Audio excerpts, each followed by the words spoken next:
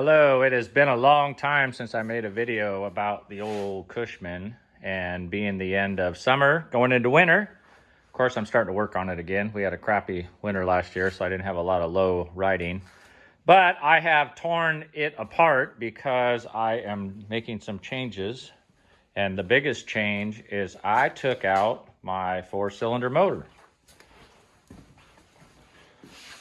So that motor was a 4-cylinder Ford 1.3. They say the block weighed like 225 pounds, but if you add up everything I put on it, not to mention the radiator and fan and brackets and bushings and all the crap, I bet that thing weighed way over 300 pounds. So, not to mention I had it running on propane, and when you go to the woods, there's not a whole lot of extra propane laying around. So I opted to put in the old Vanguard 35 horse big block. So I just got the motor in. I had to make a new motor plate. I had to spend a lot of time shimming to get my drive shaft just perfect because I'm solidly mounted running to the front and you don't want it to be off. So I just got it wired in and I just started it a while ago, and she starts up and purrs pretty good.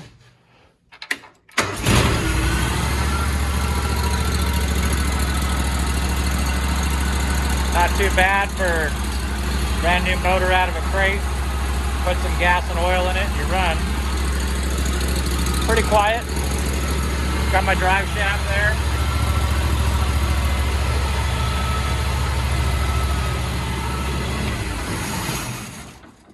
So I've got to rebutton everything because I had to rewire the ignition and rip out everything I've done previously.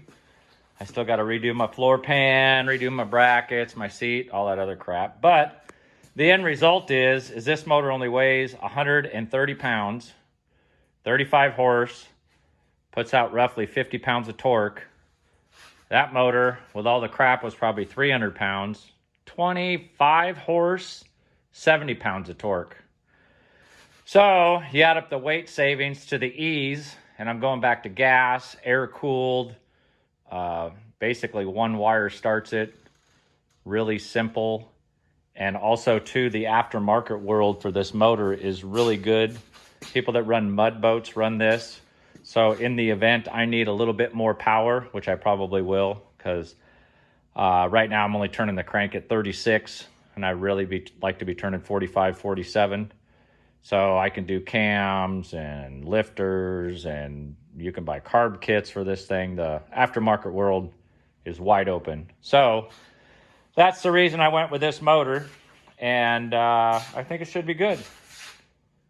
So I'm looking forward to it. I shall make more videos when I'm up and running, but I think this is going to be a good upgrade for the old girl. Like I said, I've only been working on this thing a couple years, so it's still in the testing phase, but I think this year will be much better. Anyways, thanks. I'll make more videos.